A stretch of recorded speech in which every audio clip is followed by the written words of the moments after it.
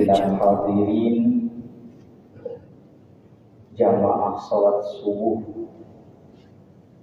Masjid At-Taqwa Mekah, Bapak Ibu yang dirahmati Allah Subhanahu wa Ta'ala.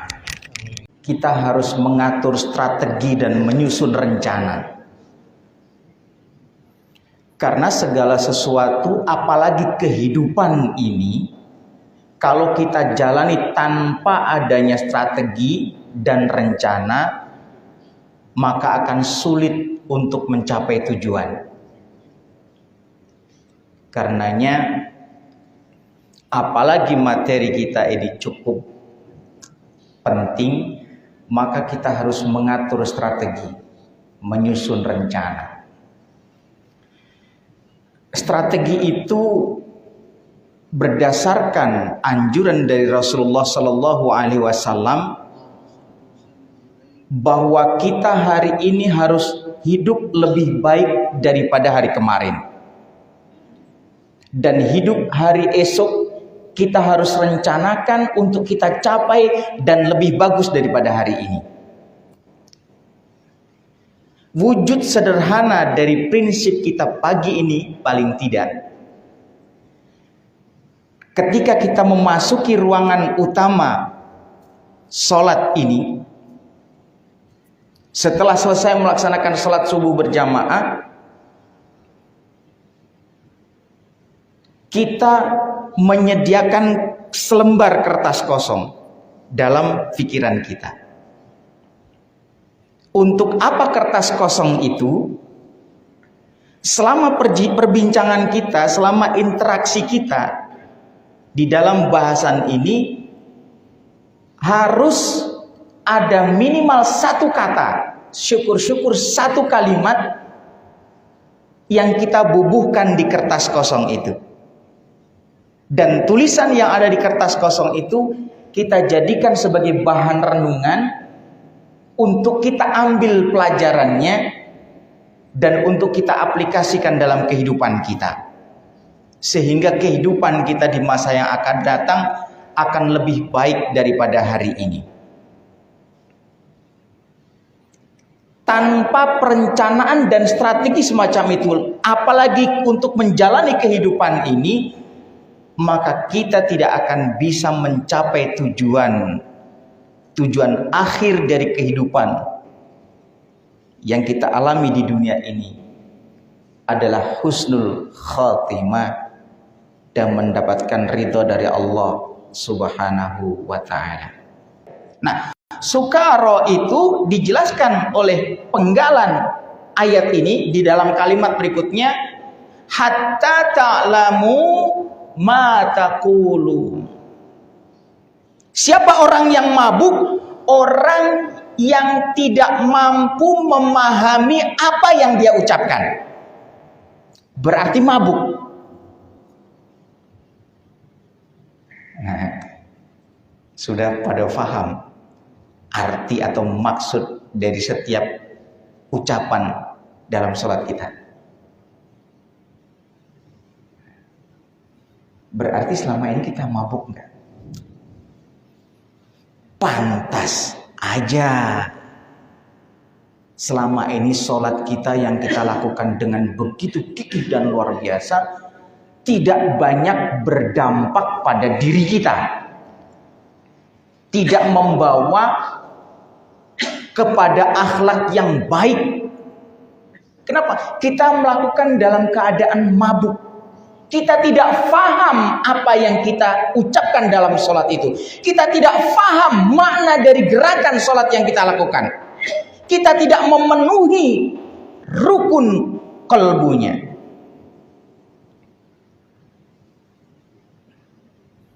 Jadi ternyata selama ini kita jadi pemabuk. Sholat tidak faham apa maksud bacaannya, mabuk. Sholat tidak faham apa makna gerakannya, mabuk.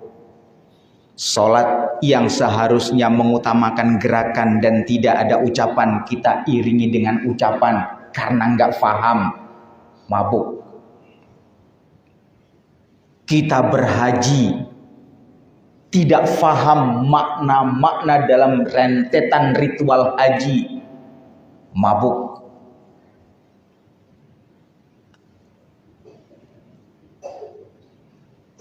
Jadi kita ternyata pemabuk.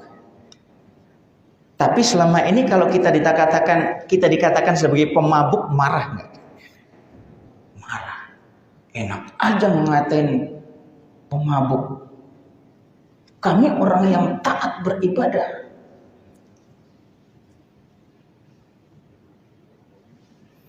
Hadirin ibu bapak yang berbahagia. Karenanya dikatakan kesempurnaan ibadah itu ditentukan oleh keyakinan yang mengiringinya. Beribadah tanpa diiringi dengan keyakinan, maka nilainya kecil sekali, bahkan bisa tidak bernilai. Dan keyakinan itu diantarkan oleh pengetahuan. Kalau tidak tahu, tidak paham, pasti tidak yakin. Kalau tidak yakin, ibadahnya tidak sempurna. Dan ibadah yang sempurna ini, ibadah yang kita lakukan dengan keyakinan itu, nilainya besar sekali. Kalau kita rajin membaca hadis ini, kita akan mendapatkan cambukan dari hadis. Ada riwayat yang menyampaikan isinya begini. Ketika Rasulullah SAW menasehati salah satu sahabat dekat beliau, yaitu Sayyidina Ali bin Abi Thalib radhiyallahu anhu, beliau menyampaikan begini. Wahai Ali, kamu lihat saudara-saudara kamu meluncur begitu jauh mengalahkanmu dalam hal banyaknya ibadah. Dalam riwayat ini disebutkan bahwa para sahabat itu ibadah sholatnya luar biasa. Wahai Ali, kamu balap usaha mereka itu, kamu balap banyaknya usaha ibadah mereka itu dengan engkau beribadah berdasarkan ilmu dan yakin. Dan di dalam riwayat lain disebutkan bahwa 2 rakaat sholat yang dilakukan oleh orang berdasarkan ilmu, 2 rakaat yang dilakukan berdasarkan iman, ilmu dan yakin tadi, di mata Allah lebih baik daripada 1000 rakaat yang dilakukan oleh orang-orang yang melakukan ibadah sholat itu tanpa ilmu. Loh, kenapa begitu? Ya bisa jadi sholatnya karena tidak berdasarkan keyakinan. Bagaimana yakin? Karena tidak paham, tidak diilmui. Nah, berarti sholatnya dalam keadaan mabuk, makanya nilainya kecil. Nah, bagaimana caranya atau apa usaha kita agar sholat kita itu nilainya besar? Dan kita tidak perlu membangga-banggakan banyaknya ibadah atau sholat kita. Karena kalau kita mau berbangga-bangga dengan banyaknya ibadah, kalau kita mau berbangga-bangga dengan banyaknya sholat kita, sholat jamaah kita, nah, disampaikan dalam sebuah hadis, dalam sebuah riwayat dijelaskan bahwa hendaklah kalian mengambil pelajaran dari apa yang Allah lakukan terhadap iblis laknatullah. Apa yang telah Allah lakukan terhadap iblis?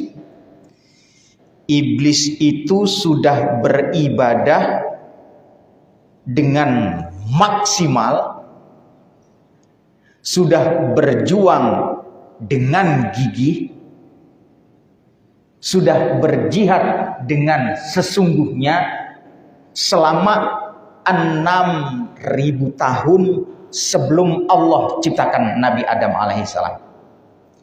6.000 tahun iblis sudah beribadah, melakukan ketaatan kepada Allah 6.000 tahun sebelum Allah menciptakan Adam.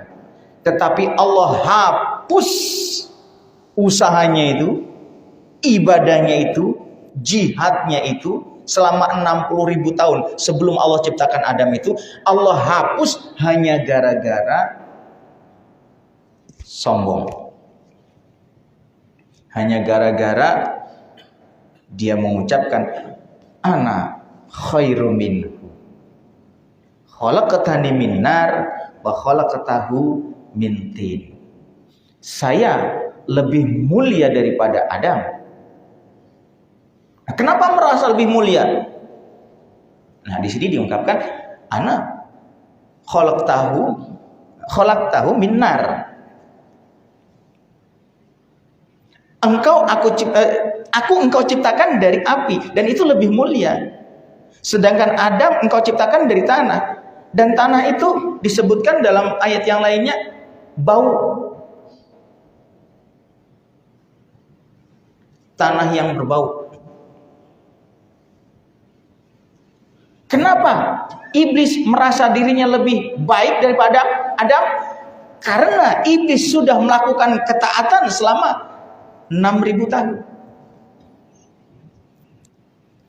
Jadi ya termasuk orang yang mabuk, orang-orang yang berbangga dengan banyaknya salat yang dia lakukan, padahal dia tidak paham apa yang dia lakukan itu.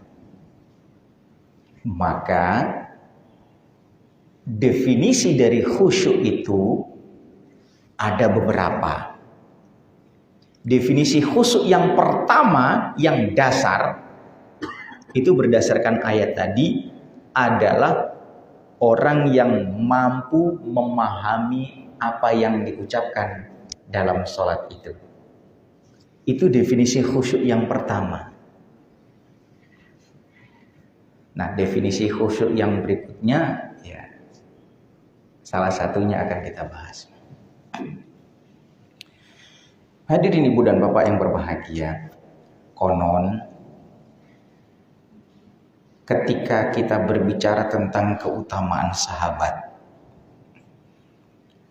kalau berbicara tentang sahabat yang lembut,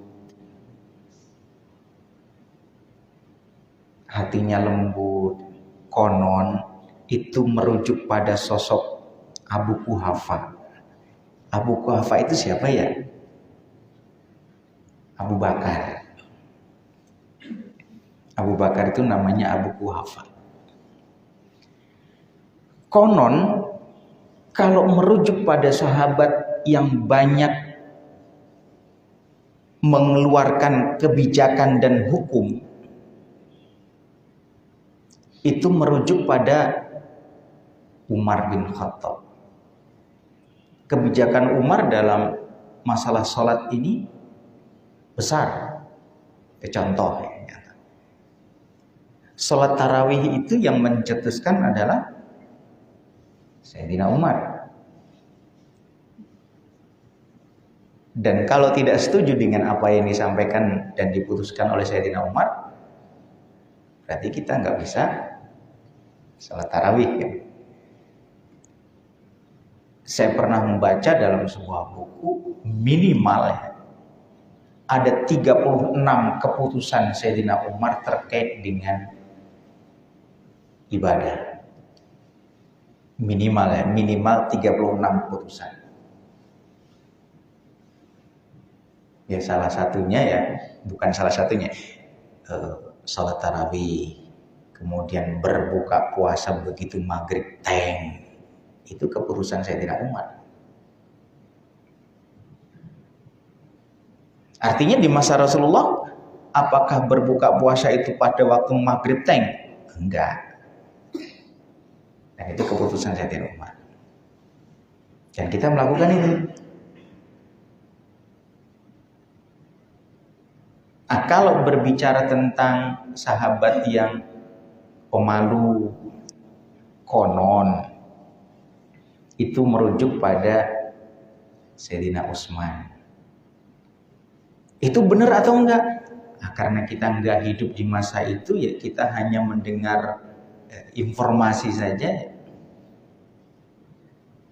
Ya bagaimana lagi? Kalau kita mau mendalami, ya harus baca banyak literasi, harus banyak baca kitab dan bertanya. Dan bertanyanya tentu kepada orang yang mampu menguasai dan mampu menjawab pertanyaan kita. Nah, ketika berbicara tentang sahabat yang sangat cerdas,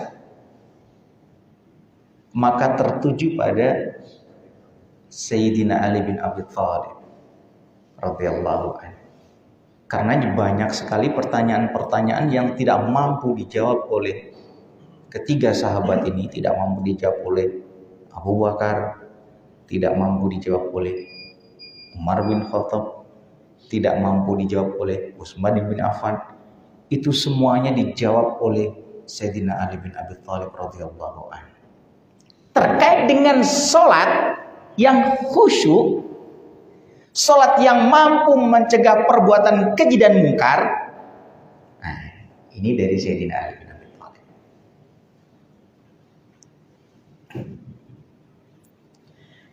Kita pernah mendengar bahwa ada sahabat yang melaksanakan sholat. Begitu selesai salam, kata Rasul, ulangi sholatmu. Diulangi sholat lagi. Begitu salam, kamu belum sholat lagi. Sudah melaksanakan sholat, tapi kata Rasulullah belum sholat. Ini kenapa ini? Karena Rasulullah tahu gerak hati. Dari mana tahu? Dikasih tahu sama malaikat Jibril kan itu. Rasulullah tahu. Nah, dijelaskan dalam riwayat yang panjang gitu oleh Sayyidina Ali bin Abi Thalib radhiyallahu anhu tentang makna-makna sholat.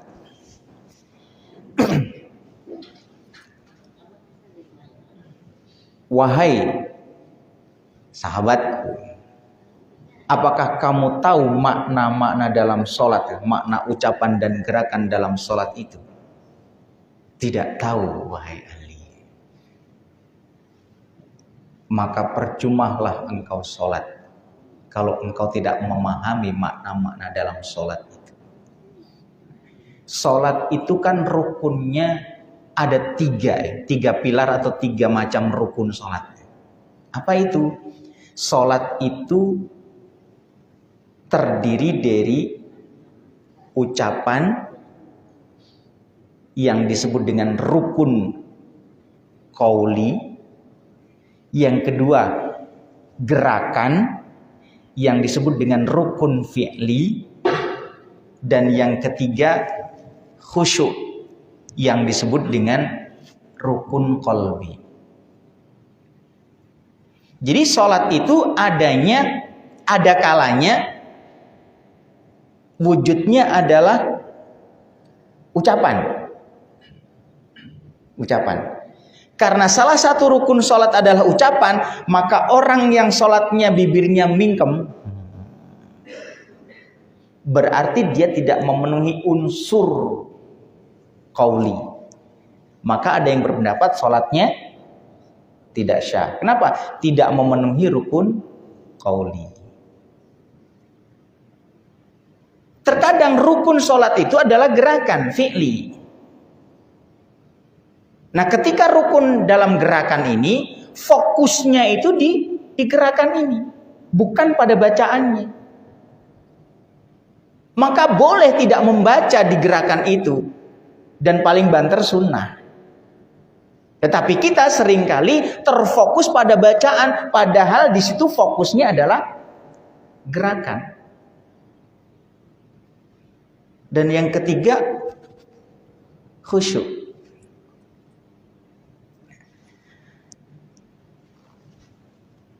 Sholat khusyuk itu bisa dicapai kalau yang pertama faham, yang kedua kalau wudhunya benar, Jadi kalau pengen sholat khusyuk, sholat yang berkualitas dimulai dari wudunya.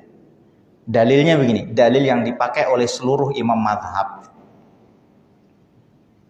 Miftahus sholah at-tahur. Kunci pembukanya sholat itu, atau sholat itu dimulai dari at-tahur, berwudu. Maka kalau pengen sholatnya khusyuk, wudunya harus khusyuk dan sempurna. Karenanya Rasulullah paling gak suka kalau wudunya dibantuin. Bagaimana wudu yang dibantuin itu? Ketika lagi berwudu, diajak ngobrol. Sehingga ketika kita berwudu harus menjawab pertanyaan dari orang lain. Nah itu maksudnya wudu yang dibantuin. Itu merusak kekhusyuan, merusak konsentrasi. Miftahus shalah at-tahur wa takrimuha takbir. Dan yang mengharamkan dalam sholat itu, mengharam apa? Haram berucap, haram melakukan perbuatan, kecuali yang ditetapkan dalam sholat at-takbir, ketika bertakbiratul ikram.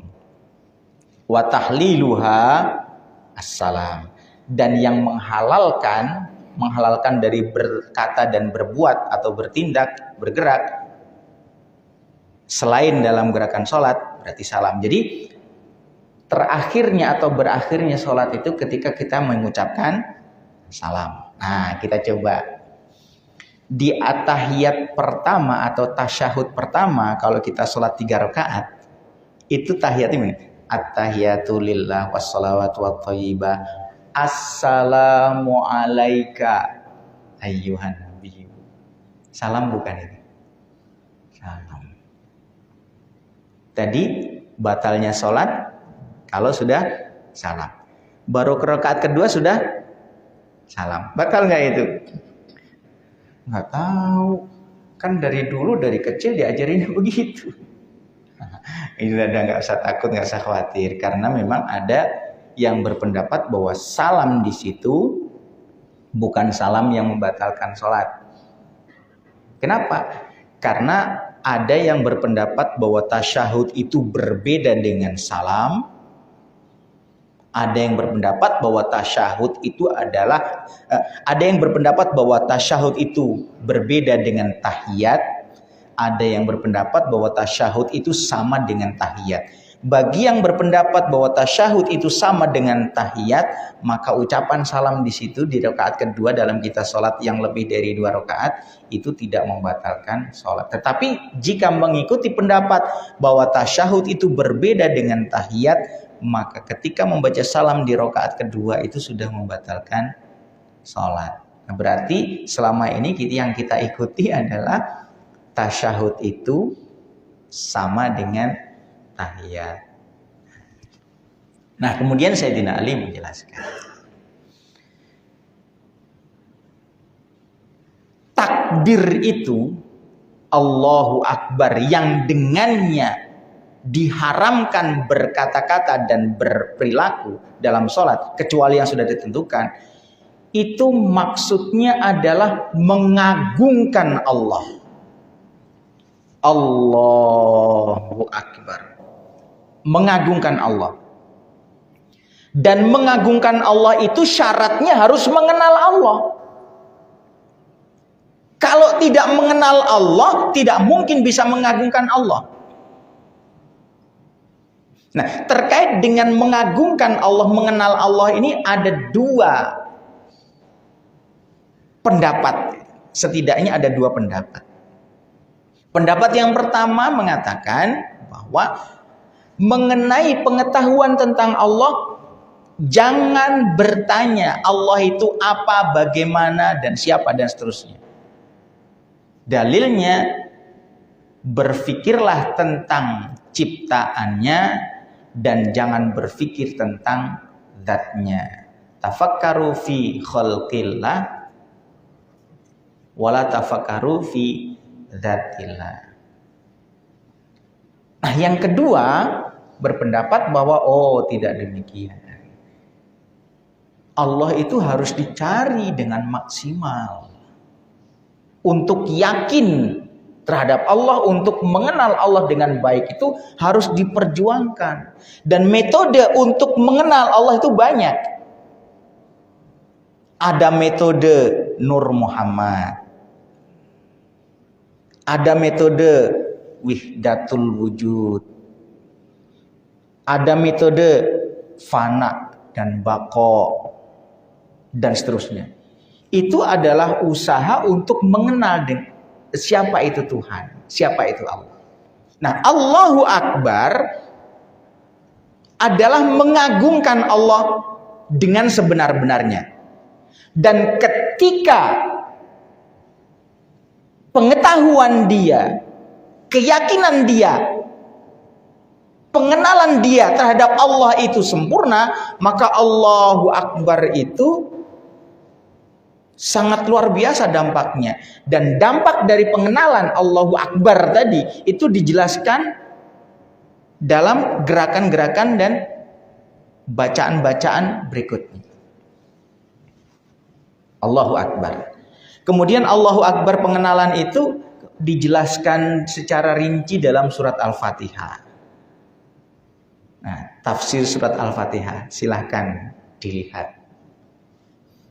Kalau nggak mau repot, ya boleh nonton YouTube saya. Tafsir surat Al-Fatihah.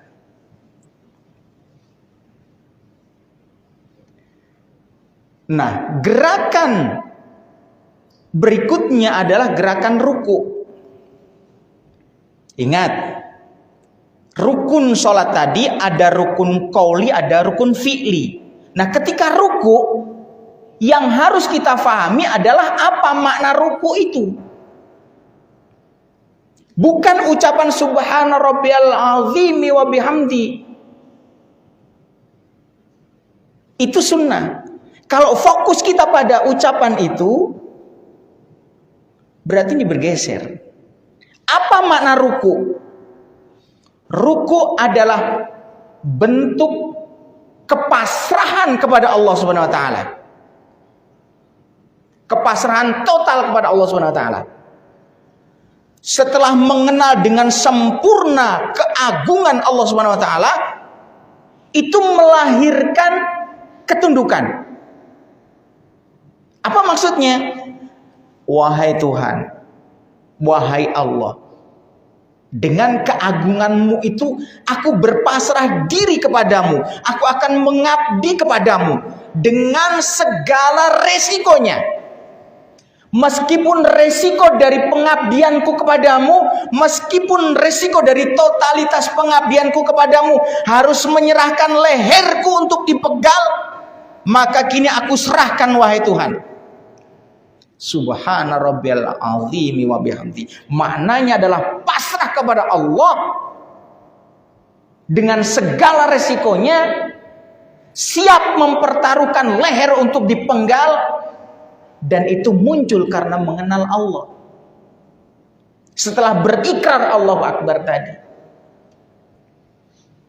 Tapi kalau tidak mengenal Allah, bagaimana muncul ketundukan semacam itu? Bagaimana muncul sikap semacam itu? Rela berkorban dan mempertaruhkan nyawanya. Gak mungkin. Karenanya penting mengenal Allah itu. Karenanya dalam kaidah itu disebutkan dengan ma'rifatuddin, awaluddin ma'rifatullah. Awalnya atau dasarnya agama itu adalah mengenal Allah. Tanpa mengenal Allah dengan baik, maka agamanya itu tidak kuat.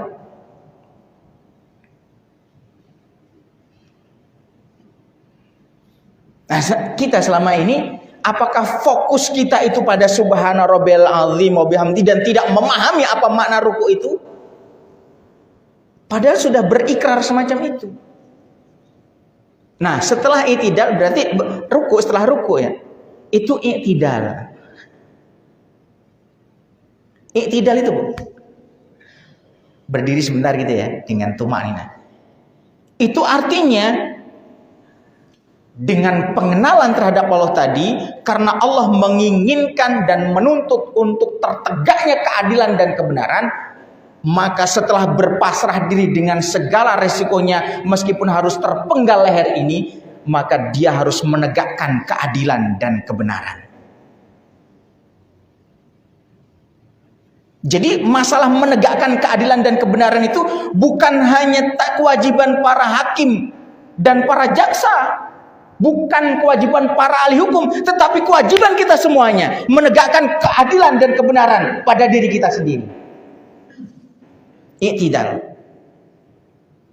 Artinya ketika kita beritidal, kita berikrar kepada Allah dengan segala resikonya, kita akan menegakkan keadilan dan kebenaran. Kalau kita berikrar begitu, kita tidak akan pernah melanggar keadilan dan kebenaran.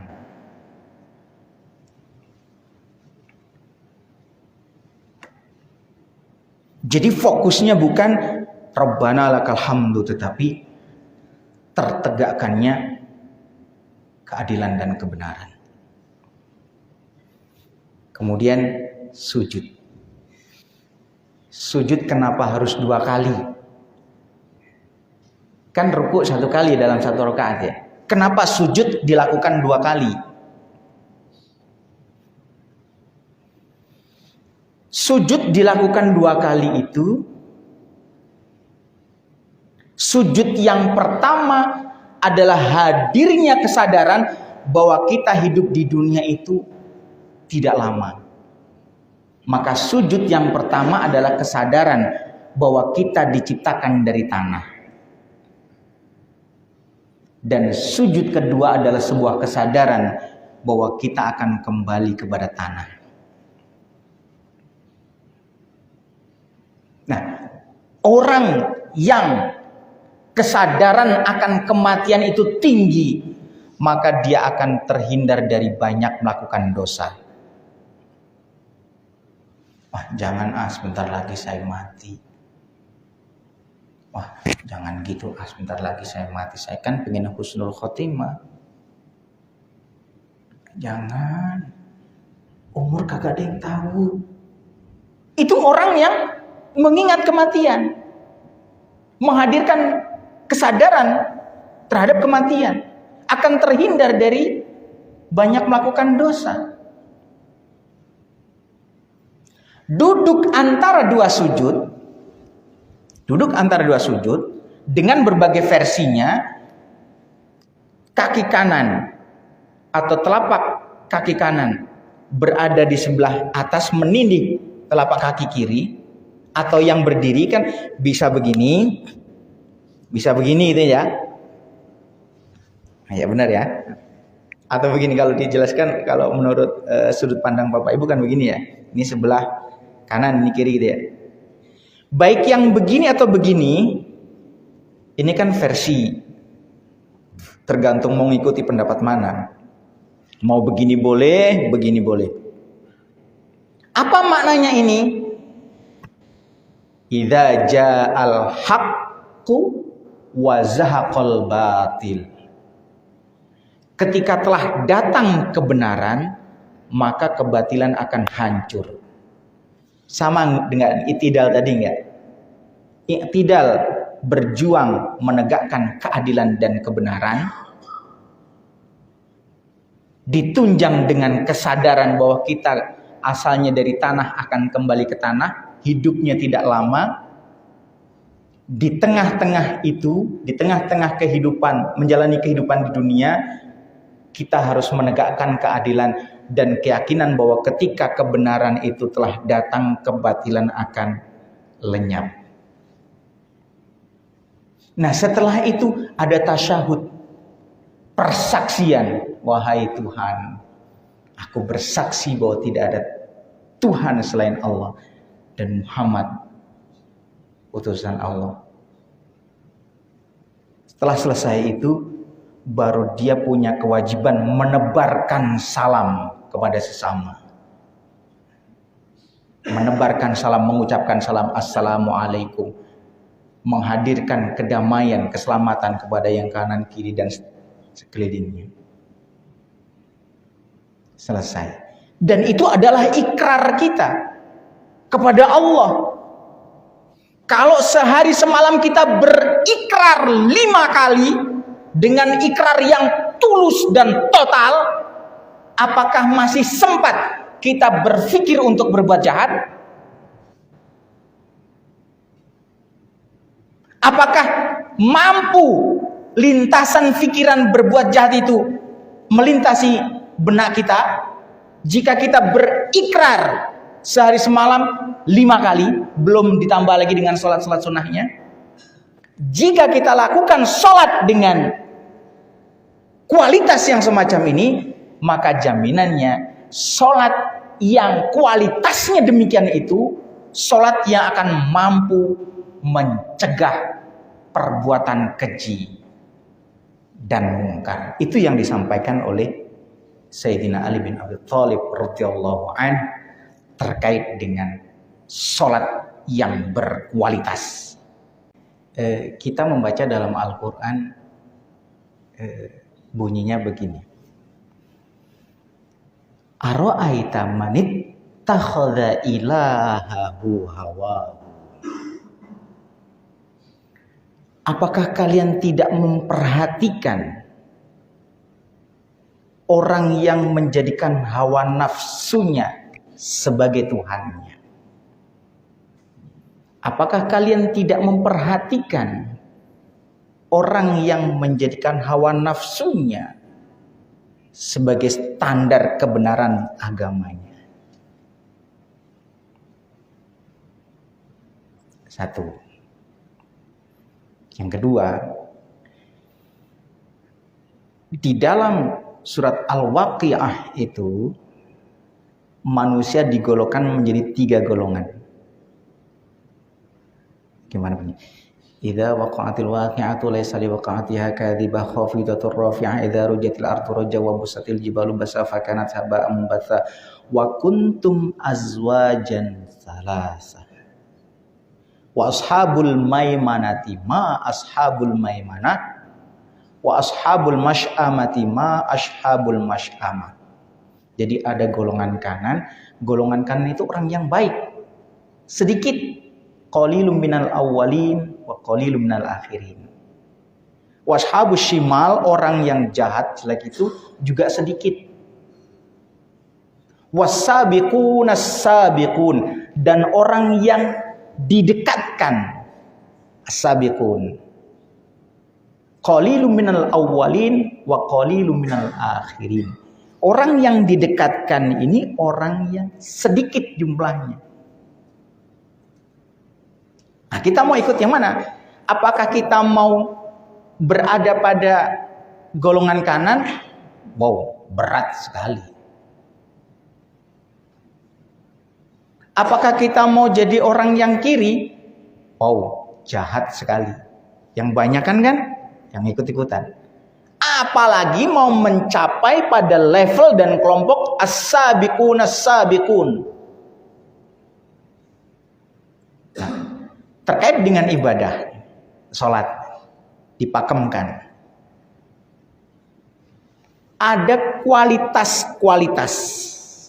Kualitas ibadah am atau kualitas ibadah orang-orang yang biasa saja. Apakah di atasnya itu ada atau di bawahnya itu ada? Kata di bawahnya. Kualitas orang yang ibadahnya biasa-biasa saja. Apakah ini sebuah prestasi? Ini sebuah prestasi. Kenapa? Ada banyak manusia yang tidak mampu melaksanakan sekedar sholat. Banyak sekali manusia yang tidak mampu melaksanakan sekedar sholat. Jangan lagi berbicara tentang sholat yang berkualitas. Sekedar sholat saja berat. Itu merupakan prestasi. Maka kalau mau lihat prestasinya, lihatlah yang di bawahnya, yang tidak sholat sama sekali. Dekat ke masjid saja enggak. Kalau lewat masjid bukan memandangi masjid sebagai bangunan yang indah, tapi itu banyak. Maka kalau pengen melihat kualitasnya, prestasinya, lihat yang bawah. Kalau pengen meningkatkan kualitas sholatnya,